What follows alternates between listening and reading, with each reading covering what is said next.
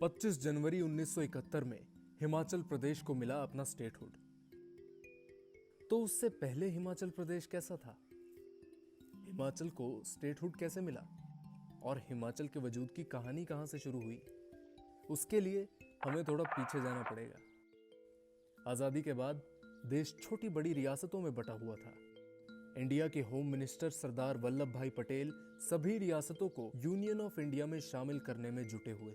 1948 में 4 पंजाब हिल स्टेट्स ने union of India को ज्वाइन किया। ये 4 डिस्ट्रिक्ट्स को मिलाकर बनी चीफ कमिश्नर्स प्रोविंस, जिसका नाम रखा गया हिमाचल प्रदेश।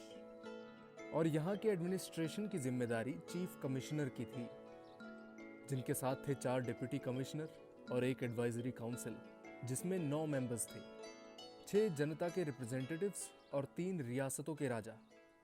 इस काउंसिल की अपनी कुछ लिमिटेशंस थी। पॉलिटिकल पावर की कमी के चलते इस काउंसिल ने पूरी अथॉरिटी की मांग कर दी। लेकिन मसला यह था कि इस एडवाइजरी काउंसिल की सलाह चीफ कमिश्नर अक्सर अनसुनी कर देते थे, जिसके चलते 1951 में एडवाइजरी काउंसिल के सभी मेंबर्स ने इस्तीफा दे दिया। दूसरी तरफ कॉन्स्टिट्यूशन ऑफ इंडिया आर्टिकल 1 के लागू होने के साथ ही सभी कमिश्नर्स प्रोविंस हटा के उन्हें स्टेट्स और यूनियन टेरिटरीज बना दिया। इस साल हिमाचल बना स्टेट, लेकिन ये स्टेट पार्ट सी स्टेट था। उस समय स्टेट्स की कैटेगराइजेशन 4 तरह से हो रही थी: part A, part B, part C और पार्ट डी स्टेट। पर सी स्टेट उन्हें बनाया जाता था जो सेल्फ सफिशिएंट नहीं थी। हिमाचल का पड़ोसी बिलासपुर भी उन्हीं में से एक था। इस दर्जे से जहां हिमाचल को मिली उसकी अपनी विधानसभा, वहीं स्टेट पे कंट्रोल रहा लेफ्टिनेंट गवर्नर का। लोगों को अपने कुछ राइट्स मिलने लगे, पर पूरा हक नहीं मिला। 1952 में हिमाचल का पहला विधानसभा इलेक्शन हुआ, जिसमें कांग्रेस की जीत हुई और यशवंत सिंह परमार बने हिमाचल के पहले चीफ मिनिस्टर। वही यशवंत सिंह परमार जिनकी लीडरशिप के अंडर 1951 में एडवाइजरी काउंसिल ने इस्तीफा दे दिया था। उनका हिमाचल प्रदेश को लेके एक सपना था। हमको अपनी मेहनत से ये दिखाना पड़ेगा कि हिंदुस्तान का सबसे खुशहाल तरीन सूबा ये बन सकता है। इन्हीं के शासनकाल में बिलासपुर हिमाचल में शामिल हो गया और अब डिस्ट्रिक्ट्स की गिनती बढ़ के 5 हो गई। 1956 में सेंटर की तरफ से स्टेट रीऑर्गेनाइजेशन कमीशन बैठाई गई। हिमाचल अब एक दौराहे पर खड़ा हो गया।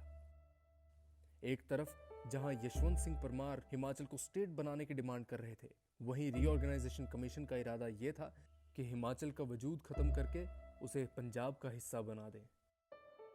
जब यशवंत सिंह परमार को इस बात का पता लगा, तो उन्होंने जवाहरलाल नेहरू को खत लिख दिया और नतीजा ये निकला कि हिमाचल को बना दिया गया यूनियन टेरिटरी। वजूद तो बच गया, लेकिन विधानसभा हटा दी गई। सेंटर ने नेताओं की मांग पे 1963 में विधानसभा फिर से एस्टैब्लिश की, पर यूनियन टेरिटरी होने के नाते लेफ्टिनेंट गवर्नर की हुकूमत जारी रही। फिर 1963 और 67 में यशवंत सिंह परमार के नेतृत्व में विधानसभा के इलेक्शन में कांग्रेस की भारी जीत हुई और वो दोबारा हिमाचल के चीफ मिनिस्टर बने और साथ ही साथ हिमाचल को स्टेटहुड दिलाने की जद्दोजहद जारी रखी। और इसी दौरान 1966 में पंजाब में रीऑर्गेनाइजेशन एक्ट आया और 4 डिस्ट्रिक्ट हिमाचल में शामिल कर दिए गए। इन डिस्ट्रिक्ट्स की आवाम एक स्टेट से हिमाचल एक यूनियन टेरिटरी के नागरिक बना दिए जाने पर सेंटर से काफी नाखुश थे। इस नाराजगी से हिमाचल के स्टेटहुड की मांग को और मजबूती मिली। विधानसभा में 1967 में हिमाचल का स्टेटहुड प्रपोजल पास किया गया। सेंटर ने इस प्रस्ताव को कोई खास तवज्जो नहीं दी।